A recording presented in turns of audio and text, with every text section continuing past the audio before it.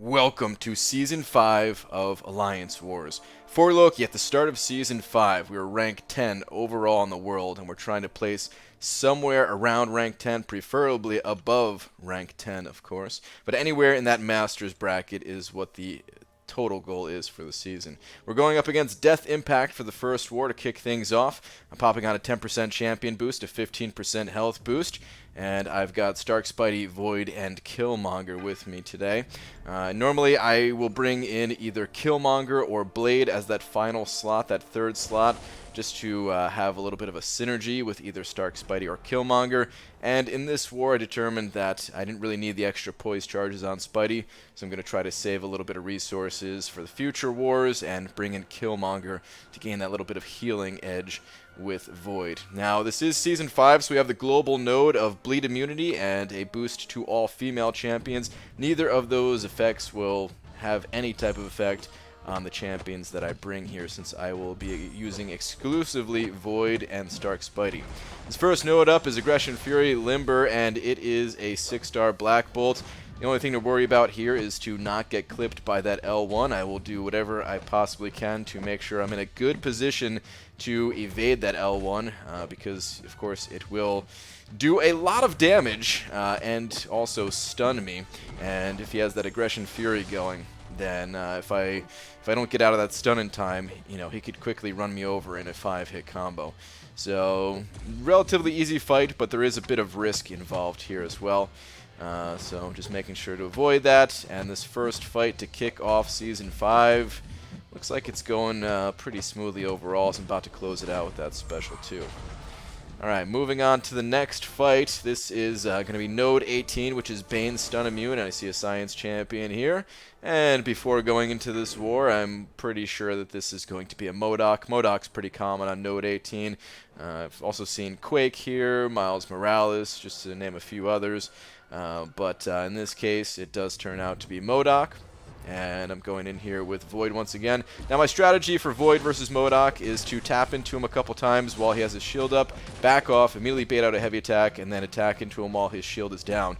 Now, I could kind of wait out the Bane timer a little bit here before repeating that process, and you're going to see it does bite me that I didn't wait it out, because now I unfortunately have Bane on myself. Because he was able to get that, the auto block back up. So I do take a pretty decent amount of damage there. I throw this L1. Don't really know why I threw the L1 there. I knew it was not going to connect, but I ended up throwing it anyway. Right, let's get a shield down again. Let's try to bait out another heavy attack. All right, this time that was much better. I didn't have Bane on me for nearly as long. Now, I should be ending my combos a little bit earlier here. I was kind of overextending myself by throwing those 5-hit combos. Luckily, it didn't bite me too hard, as I don't take too much of a health loss throughout this fight. Lose about 30%, but that's okay. Alright, moving on to the next fight. This is the Buffet, Recovery, and Limber node. And going into this war, you see a 5-star Cosmic Champion on this node, and there's a few different Cosmic Champions that come to mind, but it really doesn't matter who is on this node. I know that I'm going to be using Void for this fight, so I go ahead and heal Void up, and I'm expecting to see, going into the war, I was expecting to see maybe a King Groot or a Medusa, something along those lines, and it does in fact turn out to be a Medusa. And that's fine. I'm fairly comfortable at fighting Medusas with Void. The key is to try to get in as many attacks as possible while she has her 3 Furies down. Once she gets that 3rd Fury up, though, you got to be careful. You got to kind of wait out the clock for those Furies to expire. Using heavy attacks is a great technique. Using a heavy in between the 2 heavy hits of her own. This way, it kind of pushes her back against the her side of the screen. Once the Furies are down, start to play a little bit more aggressively here. Getting these special ones going. I get 2 Petrifies up pretty early in this fight, and because of that, I have a little bit more room to work with in terms of what I want to do in the fight. There's a little bit of a bug. I don't know if you guys noticed where her Living Strands auto-blocked the second part of the special one. That's not the bug. That's fine. That's normal. That's how that works. But she didn't lose all of her Furies. She only lost 2. It's a bug that is now actually fixed by Kabam, but it was here for this war and maybe a couple of others as well. But because I got that Petrify up early, I have a choice to either take her into Fear of the Void, or I can just hit her with this L2 and just kind of let those other debuffs ride without going into Fear of the Void. So I opt to go for the special 2 route. She throws her special 2, I attack her one more time, and the damage over time goes ahead and finishes off that fight. Alright, so that is the first part of my path. That is the first half of Path 6, and now we're going on to the second half here, which is path number 7. And this is the Buffet mini-boss, Buffet Recovery mini-boss, which does not have Limber, so I can parry stun as much as I want for this fight, which is fantastic because, you know, parrying Yondu is a pretty safe way to avoid getting hit by that arrow. Just make sure to give yourself some space before going for those parries. You want to only parry his medium dashes in. Now I'm going to make a pretty big mistake coming up here. You can see I'm just very delayed on punishing his special 1, and as a result of that, yeah, I get clipped, and I get clipped pretty hard. It's no real threat. You know, you can see I'm recovering a decent chunk of that health from that bleed due to having maxed out willpower. I don't have any points in Coagulate, but I do have maxed out willpower.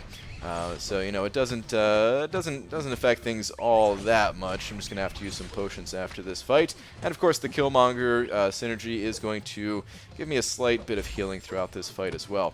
Now this fight does last longer than the other one, being that it's you know, a 6-star mini boss and everything, and you know, I'm trying to get to Fear of the Void this time, trying to spam as many special ones this time as possible. Really, I'm just trying to keep from getting backed against the wall. And also keep him from getting a special 2. That's the name of the game in this fight. Yondu, he's almost down. If I could just trigger Dexterity on myself one more time, like I do right here. Just bait out a special 1. He's going to drop as soon as I get that Dexterity off myself due to the reversal of the Buffet node. Alright, mini boss down. Moving on to the next fight, we have ourselves a 6-star tech champion. Don't know who it's going to be. Don't care. I'm going to be using Void for this fight. You're going to see that pretty common theme throughout this season, and most seasons, in fact, where I choose to use Void over Stark Spidey. Even if I have to heal Void up, it's just something I'm much more comfortable with. And this is an Infinity Man we're going up against, Iron Man Infinity War.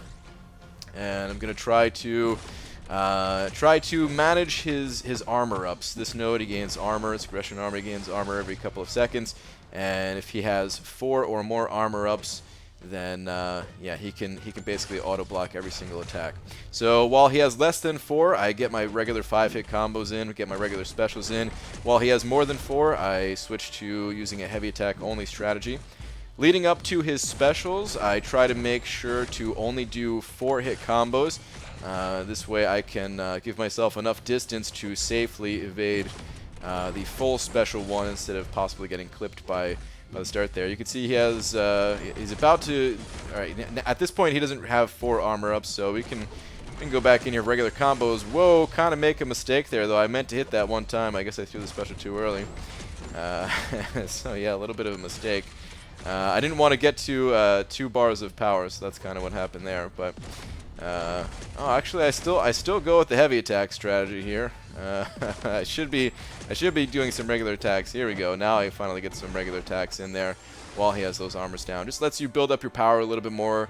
Lets you connect those specials a little bit more safely. So, but then as we get closer and closer to that 15% threshold, I'm really only looking to throw heavy attacks.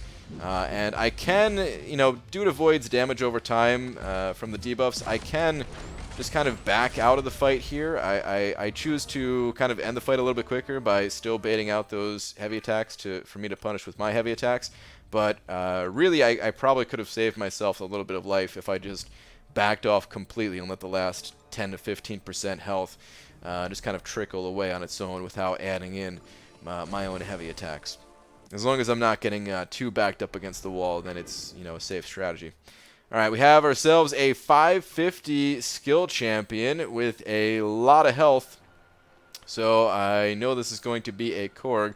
A lot of health, a little bit of attack due to Scatterland. So I know it's a Korg. I'm going to pop on a 15% health boost. It's the only boost I need for these next 2 fights here. Go ahead and throw my Void into the action. And I'm really just going to try not to trigger dexterity, bait out these heavy attacks. Make sure to go in. Try not to throw my specials until I make sure that his rock shield is completely down. He's gaining some rock charges due to me having the Resonate Mastery. Sometimes that gets shrugged off and converted to a rock charge while he has this rock charge active, so that's the only thing to worry about there. We got the first debuff going. I can get another special in before his rock shield is activated again. Alright, it's back now, so he's got 8 charges of that. I get clipped there, trying to do the shallow evades, and just kind of messed up, evaded a little too early. But things are still under control. I haven't triggered dexterity on him at all. Not yet, at least. I will be triggering it at some point throughout this fight. I always try my best to push him to a special 2, of course. The special 1 can be kind of difficult to evade. Accidentally, give him those charges there. So now he's got 3 of the. Well, I don't remember exactly what those are called, but 3 because I triggered dexterity. Alright, his rock shield is down again. We can continue to hit him with this special 1. And I can parry him while that rock shield is down as well. Go ahead and just keep firing away those special 1s. He's going to die at this point. I don't care about triggering dexterity one bit. He's going to die all on his own. I don't need to attack him anymore. Alright, so that Korg is down. Luckily it was only a 550. This war... nothing against our opponents, of course. They're, they put up a strong fight, but some of the roster, some of the defenders, just weren't quite as developed. But they were still put up a very strong fight throughout the war, of course. With us having a little bit of an advantage in terms of roster size.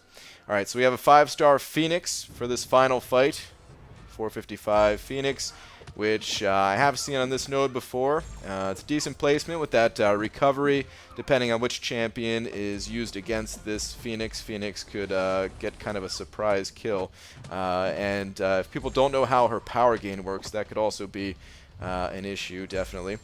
You would like the idea against Phoenix is actually to push her to an L2 if possible. But if you can't get her to an L2, then don't push her too high in that L1, because when she releases her L1, she can gain some power depending on her charges. I actually don't know like the full details off the top of my head, so I'm being a little bit vague here. But yeah, just make sure of that. If you're not sure how to fight Phoenix, make sure to do some duels or something like that ahead of time, or check into her a little bit. But overall, it's not too difficult to fight. Her specials are pretty easy to evade as long as you're keeping these few things in mind. And now that I have 2 Petrifies up, she's not gaining any power when she launches a special 1. So at this point, special 1, special 2, I don't care what she uses. It doesn't matter one bit. And she's ticking down here pretty good from the damage over time effects. I just got to be careful. One last thing is that when I do take her down to her healing phase, she has that little bit of invulnerability where I don't want to be attacking into her, so I just tap her one time here, back off, and then boom, she drops once that invulnerability is gone. Alright, so first war is over. We did end up taking this first war, so for Loki having a good start to the season here. Shout out to you guys over in Death Impact. It was a good war, and I will see you guys in the next one. Take care.